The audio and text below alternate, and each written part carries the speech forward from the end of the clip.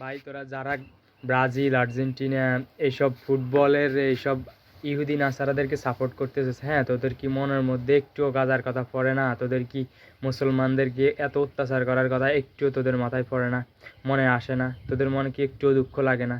কিছুদিন আগে তো সারা দেশে সারা বিশ্বে মুসলিমদেরকে অত্যাচার করার জন্য সবার হৃদয় এত পরিমাণ কাঁদছিল।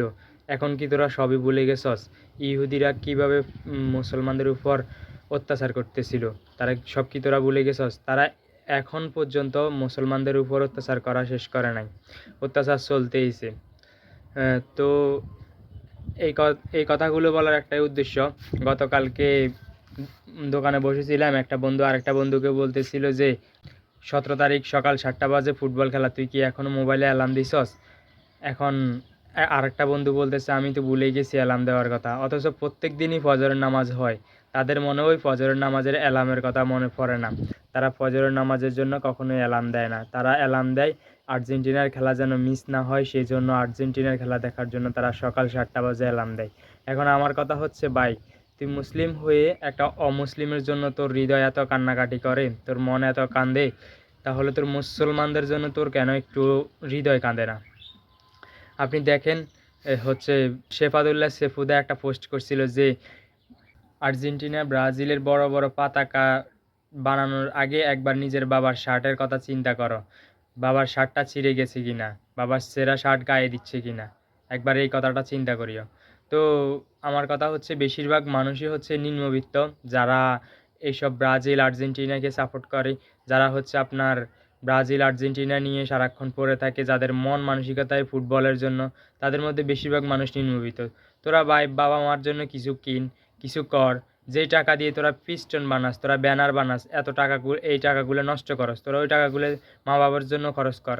ওই তুই যে একটা ওই যে বড় একটা পতাকা লাগাইলি, বড় একটা পতাকা উড়াইলি, এতে কি তাদের কিচ্ছু যায় আসে? তোর মতো 2-4টা পোলাপাইন মরে গেলেও তাদের কিছু যায় আসে না। তারপরেও তোরা কেন যে এরকম করস? গত বছর দেখলাম সৌদি আরবের সাথে আর্জেন্টিনা হেরে যাওয়াতে একটা ছেলে গলায় ফাঁসি দিয়ে মারা গেছে, গলায় ফাঁসি না জানি বিষ খেয়ে মারা গেছে। টোটাল কথা হচ্ছে আত্মহত্যা করছে। তো সে যে আত্মহত্যা করছে, এখানে কি আর্জেন্টিনার কোনো প্লেয়ারের কোনো সমস্যা হয়েছে? বা তারা কি কোনো সমস্যার সম্মুখীন হয়েছে? তাদের কিচ্ছু যায় আসে না।